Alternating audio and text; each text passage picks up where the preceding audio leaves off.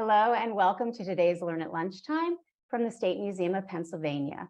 I am Beth Erickson. Our topic today is the wild turkey, and with us is Mary Jo Casalena, a wildlife turkey biologist from the Pennsylvania Game Commission. Hello, and thank you for joining us today. So tell us a little bit more about yourself and what you do at the Game Commission. Well, thanks for having me, Beth. I appreciate it. I've been actually a game bird biologist with the Game Commission since 1991. So I first started working with the Game Commission as a ringneck pheasant biologist, then a waterfowl biologist, always with game birds. Since 1999, I've been the wild turkey biologist. So it's been a while. It's actually my favorite species to study and to hunt. One quick aside, I learned that you're from New Jersey originally. I'm actually from New Jersey originally as well.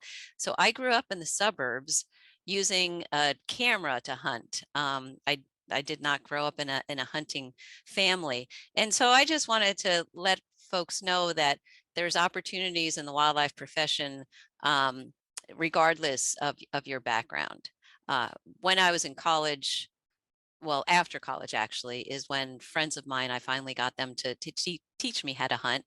It's not imperative that you hunt as a a biologist, especially for the a wildlife agency. So just want to add that background. I like that idea of hunting with the camera. That's a great one. So the eastern wild turkey is native to North America and found throughout Pennsylvania. And they're a very unique looking bird and have some interesting behaviors. So you mentioned you really enjoy studying them. What is it about them that you really enjoy? I think I most enjoy trapping turkeys because that's just real exciting. We use rocket nets and it's a big explosion, and it's very exciting trying to bait them in, and but also hearing the gobble of the male is just breathtaking. So those are pretty much my two favorite things. But no matter how much I know about turkeys, they just always seem to amaze me. There's always so much more to learn. Well, while you begin to share your presentation, I'm going to remind the audience that if they have a question about today's topic, please enter it in the Q&A and we'll get to as many as we can after you're completed with your presentation. So we appreciate you being with us to share this information about the secret life of the wild turkey in Pennsylvania. When you are ready, you can begin. So yes, as Beth said, today I'm talking about the secret life of the wild turkey. It is our largest game bird.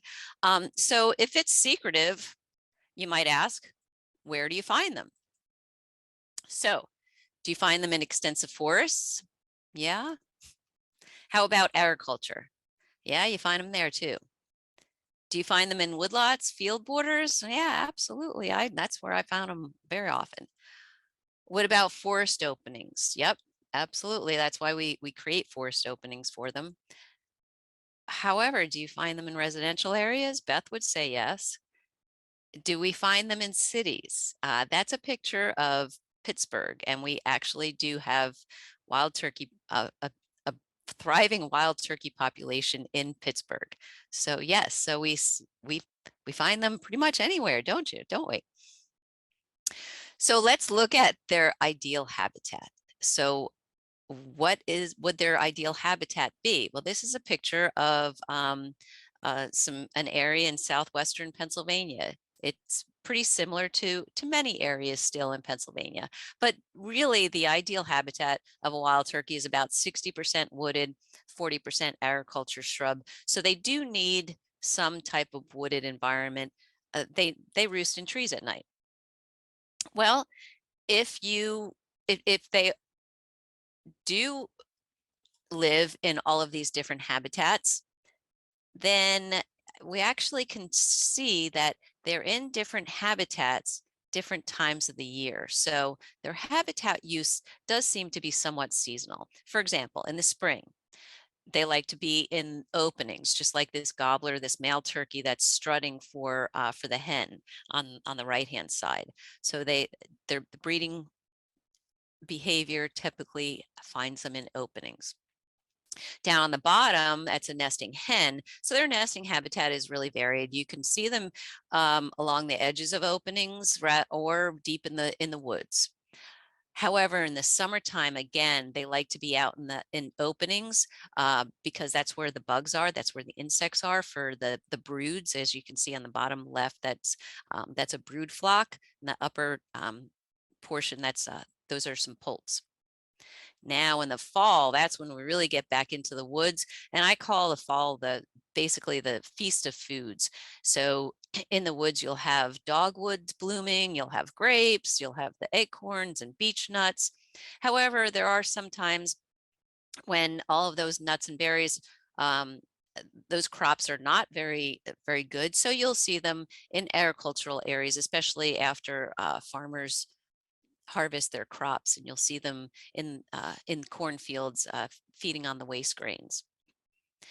So as winter progresses, their diet changes mostly to those nuts and seeds.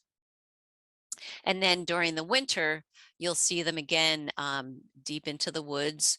When it's snowing, they'll scratch the leaves on the ground through the snow and the leaves to get grubs and insects. And then they'll also seek out thermal cover, like you see here, the spruce trees, any kind of conifer trees that will block the wind, as well as getting down into those ravines, like you see on the left-hand side, to stay away from the winds and the elements. Also in the woods, they really like to seek out spring seeps, which are areas where the water table perks up to the ground level. And so this is real important, especially when there's snow, because then that area will remain snow-free and they can feed on the green vegetation and the invertebrates that are in the water. They can get a drink and feed on the grubs. So spring seeps are real important for them in the woods. Also in the woods, they'll seek out openings so they can scratch through the leaves to get those grubs again. Also, you do find them, since they're flocking in the wintertime, you do also see them in agricultural areas feeding again on those waste grains.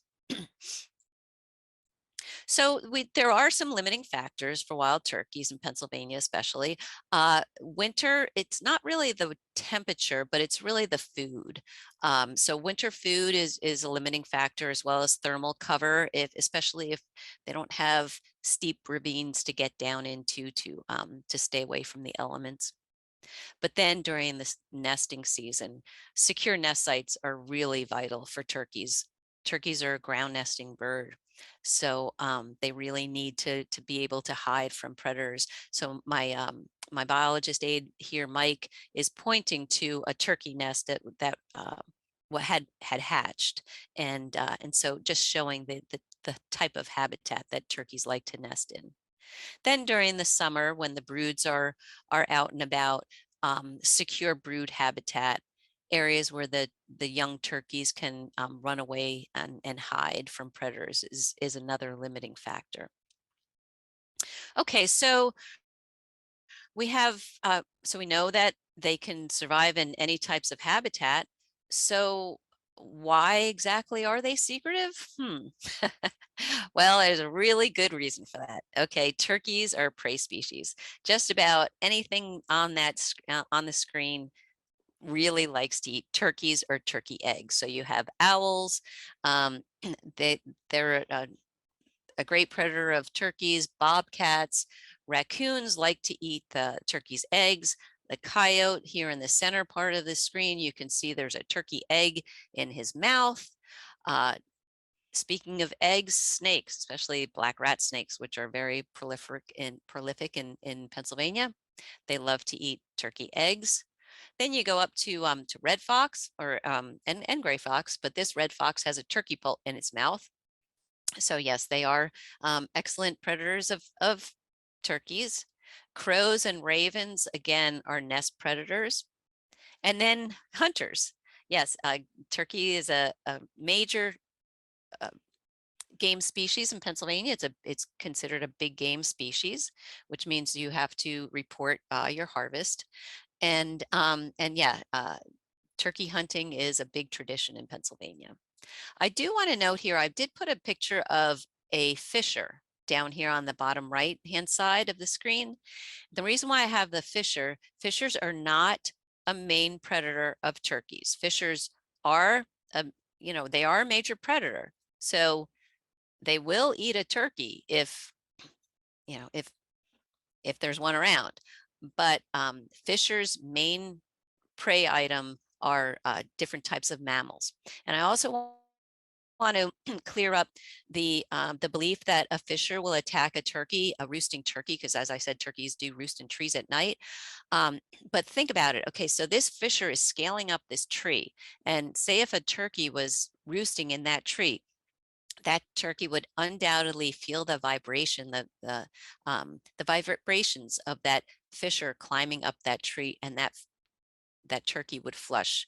Uh, so so I know people have said that fishers get turkeys off the roost, and that's just a, a it's just a little fable, I guess.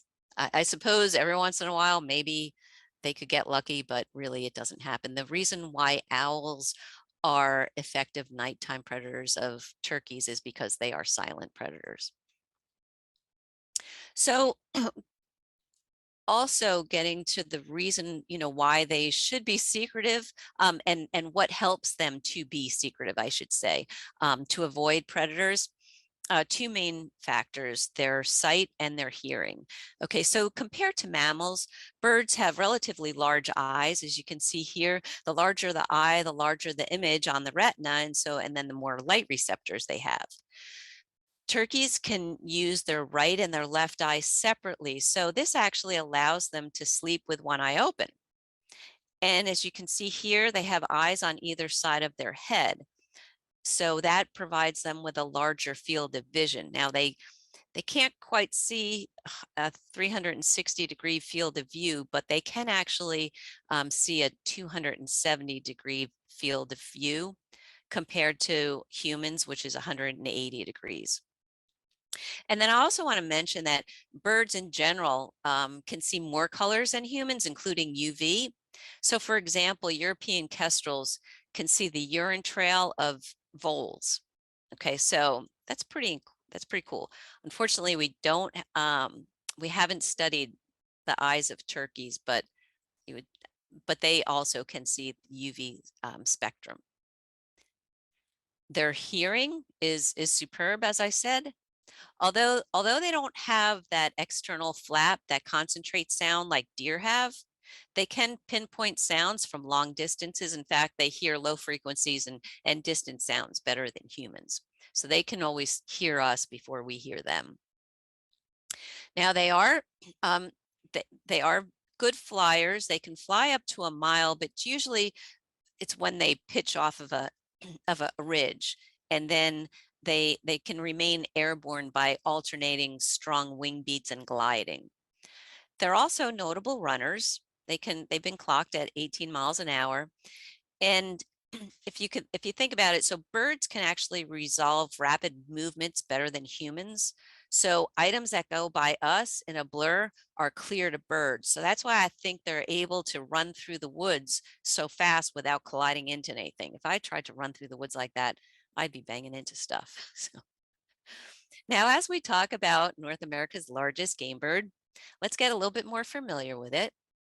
So the female, or the hen, has that bluish grayish head and an overall brown appearance, because as you can see, her breast feathers are tipped in a brown color, and that gives her some camouflaging too.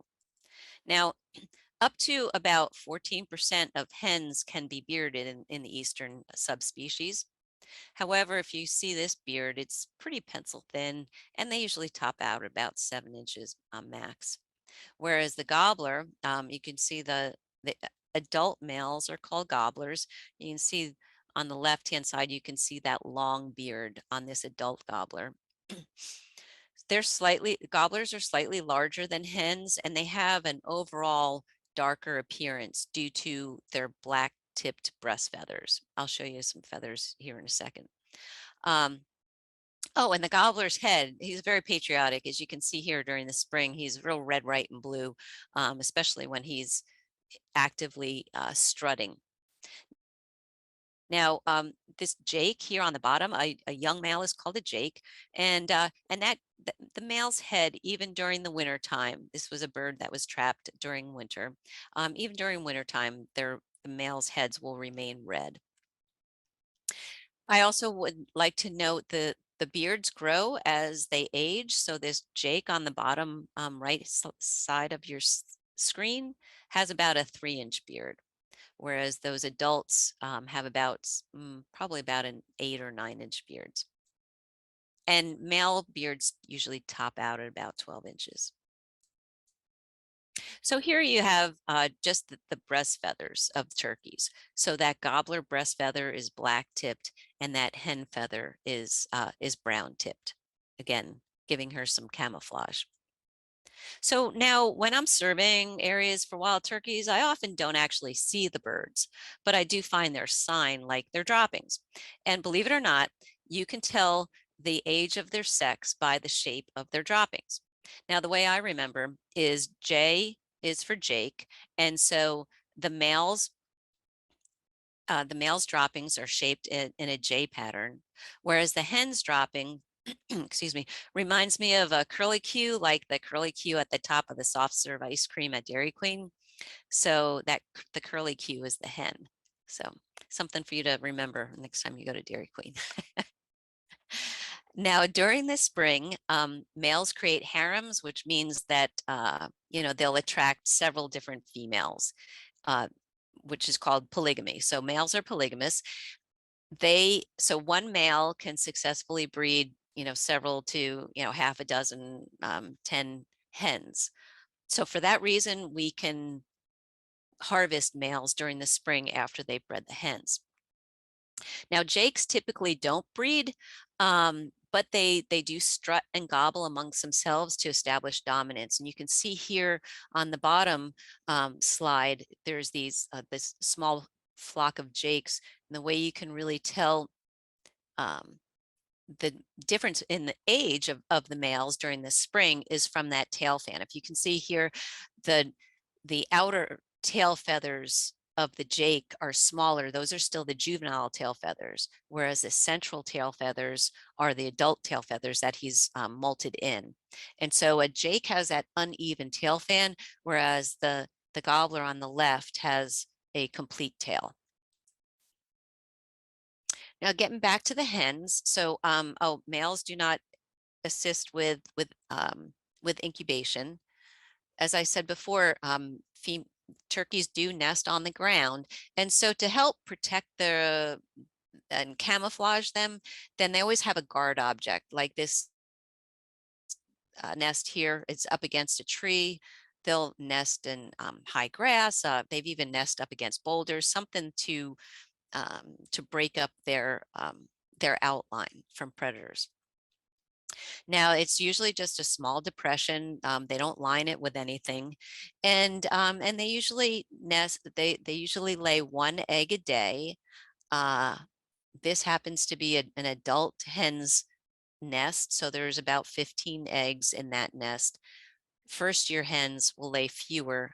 They'll have a clutch size of about 8 or 10. So typically an average nest clutch is about 10 to 12 eggs. So then once they have finished laying their eggs, then incubation begins, and it's about a 28-day incubation period.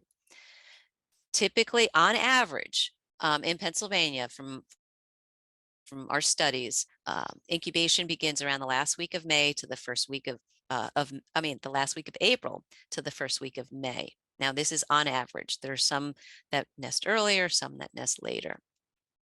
So with a 28-day incubation period, that means that hatching begins right around the last week of May to the first week of June, right around when the turkey season is closing. And see, this is a hatched nest up against, nestled in a tree, but with a nice escape route for the hen. Young turkeys are called poults, and poults are precocial, meaning that as soon as they dry, they can walk and they can feed on their own. And if you can see these poults here on this screen, they have that long neck and legs that give them the classic turkey appearance. They are flightless, making them easy prey. More than half of them will die within the first 2 weeks. Their best defense at this stage is to just hide from predators. So in order for them to really avoid predation.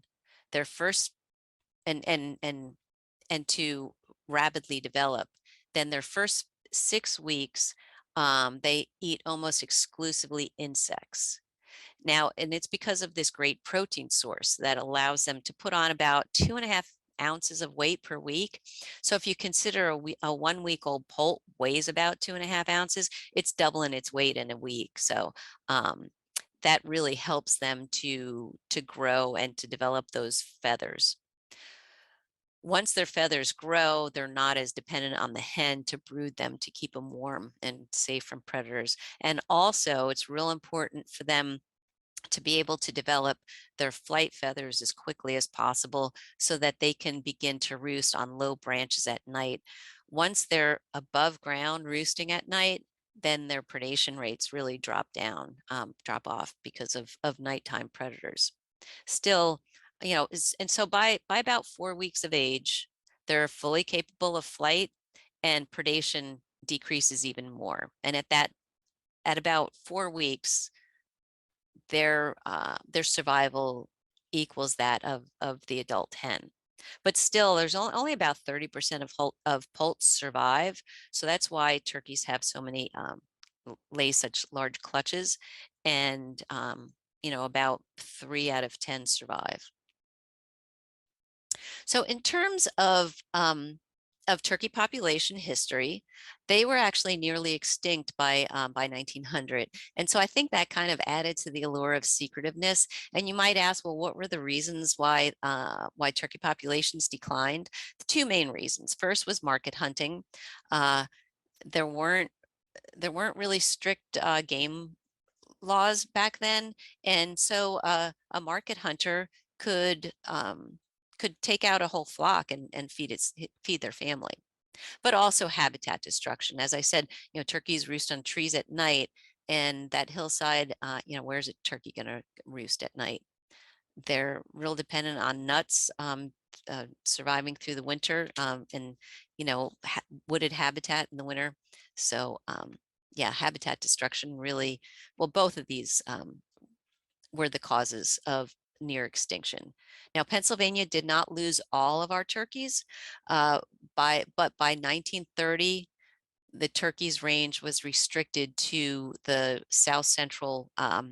these south central counties. And this is really the Ridge and Valley province of Pennsylvania, what we call it.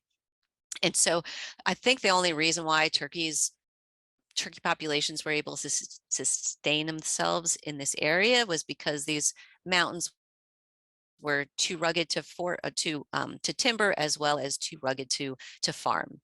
And so this was kind of like the last stronghold of a lot of our woodland species. Thankfully, turkey populations began to recover a bit on their own once habitats began returning, once all the habitat began returning. But also, two other reasons. The Game Commission began establishing very conservative fall hunting seasons, but also we closed the spring season from 1873 until 1967. And this was to protect hens. Before that, we did not have any game laws that restricted the harvest of hens. And because hens are the ones that lay the eggs and incubate and then brood the young, obviously, your population is very dependent on hens, and gobblers are polygamous. Also, to help with population recovery, we began raising turkeys on game farms, and we raised turkeys on about 7 game farms for a 50-year period. We realized it was unsuccessful because these were just half wild turkeys and half domestic. They just could not survive in the wild, and they also could not reproduce very successfully in the wild. Really, the other aspect of population recovery, besides hunting seasons and habitat recovery, was through our trap and transfer of wild turkeys. And I had mentioned earlier that I love trapping turkeys. So this is a photo on the in the center here is a rocket net. So it's a net that's propelled by rockets that come out of this box that go up and over the flock of turkeys that you bait in. And it's very exciting. So the development of the rocket net in the early 1960s really provided the ability to trap and transfer turkeys. So once the net falls over the turkeys, then you pull them out of the net, and you stick them in transport boxes and let them go somewhere else. So this population restoration was so successful, we ended up completing restoration in 2003 in Pennsylvania, with nearly 2,800 turkeys transferred to 39 different counties. We also helped other states, 9 other states, with transferring turkeys, transferring over 900 turkeys to 9 other states. That trap and transfer ended in 2008. So if you do see turkeys being trapped in Pennsylvania nowadays, and if you see these transport boxes, it is only for research purposes. So we do trap turkeys on an annual basis in the winter, and we use these transport boxes just to hold the turkeys momentarily while we're processing them, and then we release them right at that trap site. We do not transfer them around anymore. So I want to just end the discussion today with talking a little bit about wild turkey management, since, turkeys are a game species and turkey tradition is very big in Pennsylvania. And I just want to show you also a little bit about, our harvest and hunters. Now, Pennsylvania does maintain one of the highest total harvests in the country if you add spring harvests and fall harvests. Our spring harvest peaked. The spring harvest graph is that green line, and it peaked at about 2001, when we had about our highest populations. But we still maintain spring harvest today, anywhere from 30 to 40,000 turkeys. Even though, even though our fall harvests have declined dramatically since the peak in 1995 and again in 2001, and that is mainly by population management, by fall turkey hunting season structure purposes, is the main reason why fall harvests have declined. And I'll get into that a little bit, the reasons for that in a few slides here. I also want to mention that we have a very large number of spring and fall turkey hunter numbers. So again, the green line shows spring turkey hunter numbers, and the fall shows the orange shows the fall turkey hunter numbers. Spring turkey hunter numbers remained pretty stable at approximately 225,000 spring turkey hunters until about 6 or 7 years ago, when it began to decrease. But even so, our average number of spring turkey hunters is, somewhere around 170,000 on average, whereas the second highest state is Missouri at about 150,000. And even though our fall turkey hunters numbers have declined, still we still maintain, right around just around 100,000 fall turkey hunters, compared to the second highest state of Wisconsin at 60,000. So due to our large turkey harvests and large number of turkey hunters, then the Game Commission manages harvests conservatively. And I want to just go into a little bit about our 2 different seasons and how we manage those seasons conservatively. So the springtime, as I said, we can open the spring season once breeding has occurred, but then very importantly, we open it after the peak of when nest incubation begins. Earlier, I had mentioned that hens lay 1 egg a day, and then once they laid their full clutch, then they begin to incubate. And then the fall season The fall season is different. We want to avoid over harvest of hens. During the fall, you can harvest either a male or a female. So that season is determined by wildlife management unit. And I'll get into that in a couple of slides here. But first, I want to talk a little bit about the spring harvest. So really our focus is to have minimal effect on the breeding populations. So that's why we open the season after males have bred the females. We open it during that peak, that first peak of nest incubation, which from our research we found nest incubation, the first peak of nest incubation begins right around May 1st to May 4th. In Pennsylvania, we always open the season on a Saturday. So our standard is the Saturday closest to May 1st. We harvest males, again, trying to protect those females. Males don't assist in raising the young, so we can afford to harvest them once they've bred the females. So that conservative strategy is to minimize nest abandonment and accidental hen harvest. We found that once a hen begins incubating her clutch of eggs, she's much less prone to abandoning her nest if she's disturbed. Going into the fall, again, we're managing that hen harvest because we can because we can harvest either a male or a female. So there's no restriction on the number of hunters. So the way that we manage the harvest is first we have a 1-bird bag limit, and we manage by season length and implement. So for example, here on this map, it shows all of our wildlife management units, 1A, 1B, etc. Those are our wildlife management units. And the fall season depends on the population trend. So the fall season is anywhere from a closed season like you have in some of the southeastern wildlife management units, all the way up to a 4-week season, which you can see in that dark green in wildlife management unit 2B. That actually is the Pittsburgh area. And so the reason why we have a long fall season there is not only because we have a good turkey population there, but we also want to minimize nuisance turkeys and minimize vehicle incidents and whatnot.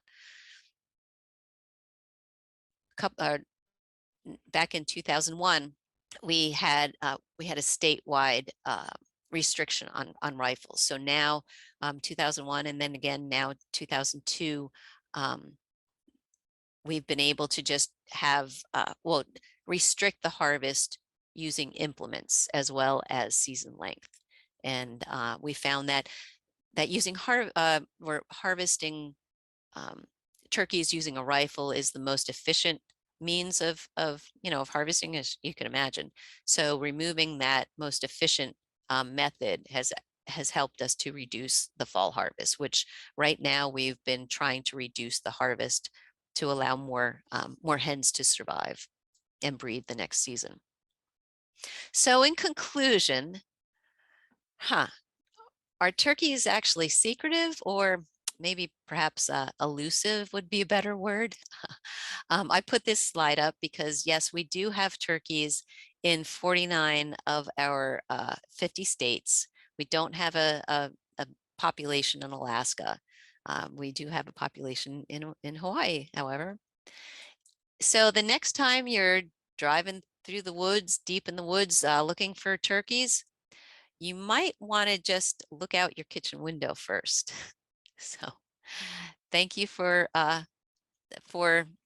letting me share my slides. And with that, I'd like to end this slideshow and answer any questions. All right, Thank you. we do have several questions. Thank you so much, Mary Jo, for that presentation. The first one I've got to go to because it's one many people have. Do wild turkeys taste different than farm-raised turkeys? Yes, they do. And so if you like dark meat of a game, of a domestic turkey, then you will love wild turkey meat. I like the dark meat, so I really enjoy to eat wild turkeys. And So, and one other thing about this, a lot of people just eat the breast meat of wild turkey because they say that the leg meat is too tough. If you harvest a jake, then that the meat isn't quite as tough. But I really love to make soup out of the legs. And if it's an adult male, then you'll have to you'll have to put it in a crock pot and literally cook it for 24 hours. So, but it's delicious. You have to try There it. you go. Well, that helped me make a decision there. Thank you. Um, so another question that we have is about appearance. So their beards are very unique. What are those feathers made of? How are they different than the bird's other feathers? And if they shave the beard, will it grow back? Yeah. Oh, good questions. So the beard, yeah, those beards are actually modified feathers, so I mean, um, turkeys don't have hair. So it's just a modified feather. It's just the shaft basically of the feather. And and and it will, if it's cut or if it's shaved, but if it's cut, then it will grow back. The beards do grow throughout the life of the bird. We were hunting down in Florida one time, and there was what we called them the short bearded longbeard because Oh, another word for an adult gobbler is a longbeard.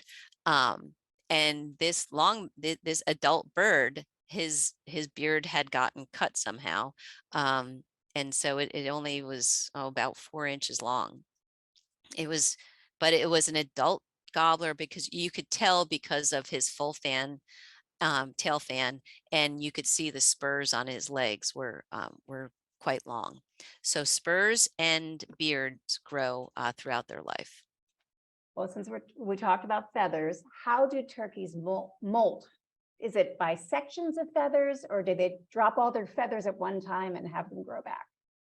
Yeah, that's a really good question. So unlike waterfowl, that a lot of, well, not well, like geese, that drop all, molt pretty much all their feathers at once and become flightless. Turkeys cannot become flightless. They have to, get up in a tree every night. So they molt one they molt individual feathers at a time on their wings and their tails. But then other parts of their body, it's somewhat by section, but uh, somewhat section, but mostly individual. So it does take them a while to molt. A listener has a question regarding the raising of the wild turkey on turkey farms. So they live in Northern California. There's a large and growing number of turkey that they see in their area. So they have a question, is the PGC still trying to raise turkeys? And also, are they the same type of turkeys that would be found throughout North America, or are there different variations of turkeys throughout North America? Oh yeah, good question. So this is kind of a two-part section. This slide shows the different subspecies. So there are 5 different subspecies in the United States. The eastern subspecies is in the blue. So that's the only subspecies that we have in Pennsylvania.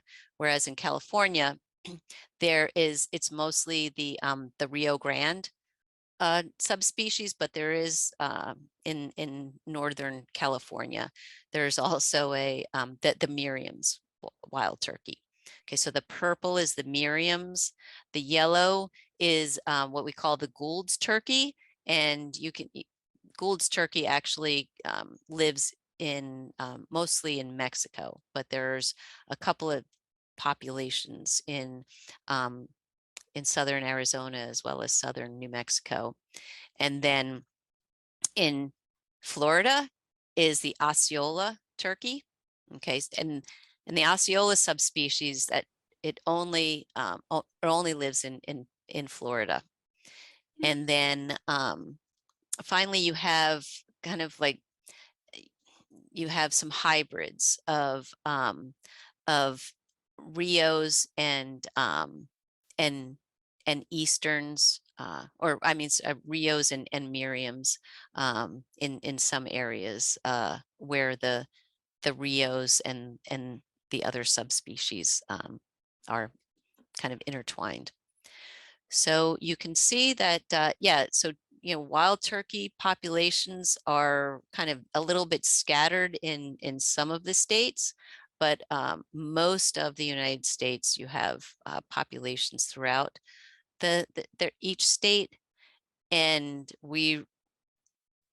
all wildlife agencies do not raise turkeys on game farms anymore.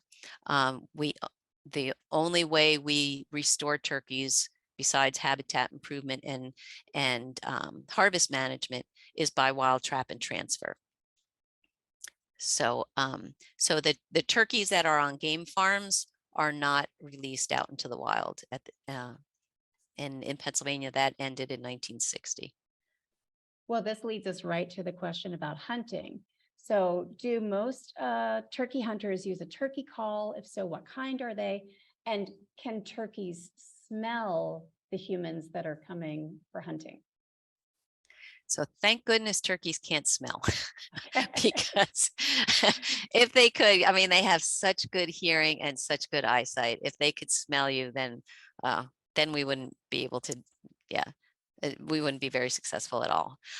Yes, most turkey hunters do use calls. Almost all turkey hunters use calls, but there's a wide variety of calls. And my daughters, I had a couple of pictures of my daughters on some of those slides. You do not have to be a good turkey caller to harvest a turkey. I actually have had my daughters call turkeys in for me. They don't like to shoot things at this point, but they like the interaction of calling the birds. So there's these little push button yelpers that they like to use. I like to use a slate call or a box call, as well as a mouth call. Mouth calls are real nice and convenient because when the turkey's coming in, you have to be pretty still, when a turkey's coming in to your shotgun or your bow, and they have to get pretty close. So having a mouth call allows you to be completely still and just use your mouth. That's terrific. Thank you for that answer. I'm learning so much today.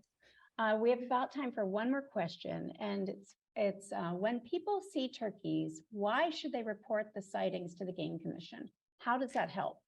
Oh, that's a great question. So there's 2 times of the year where people can report their sightings. The first time is July and August. That's our summer sighting survey, and that gives us information on the productivity. So, and productivity, obviously, turkeys are a prey species, so and they lay such large clutches. Their annual production is very important for maintaining their population, and so we track that productivity, that recruitment by wildlife management unit. And so we have citizens, the citizen science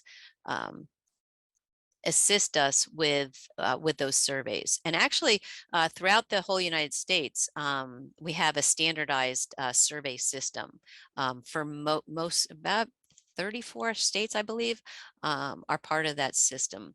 And so it's a standardized system where we can we analyze the data together, and we're able to see trends in productivity at a regional basis, as well as the whole United States, or by subspecies and whatnot.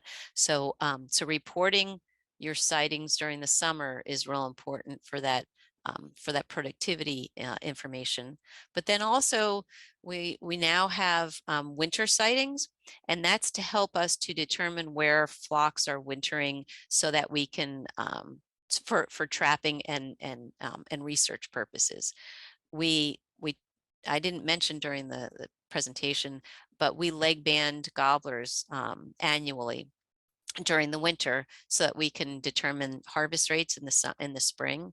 But then also we're trapping females right now because we have a 4-year study where we're putting transmitters and leg bands on hens to study population dynamics of hens.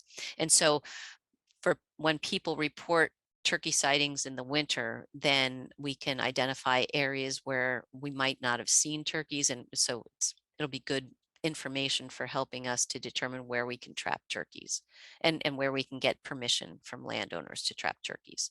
So that survey will be publicized. Both those surveys are publicized on our website. And so just, go into the Game Commission, just Google Pennsylvania Game Commission, or even, Google turkey sighting survey, and that it should pop up for the Game Commission. Thank you so much. And You're thank you welcome. to the audience for your questions. If you want to explore more about this topic, you can visit the Pennsylvania Game Commission's website or the State Museum of Pennsylvania's website. The links are in the chat box. So Mary Jo, what would you like the audience to remember from today's program about the secret life of the wild turkey? Well, I think what what I think you should remember is they might not be very secretive, but they're definitely elusive. That's fantastic. Thank you so much for being part of this program today. We You're hope welcome. that the audience will join us again for another Learn at Lunchtime program. You can visit our website for program information and to sign up. Today's program was recorded and will be available on the PHMC YouTube page.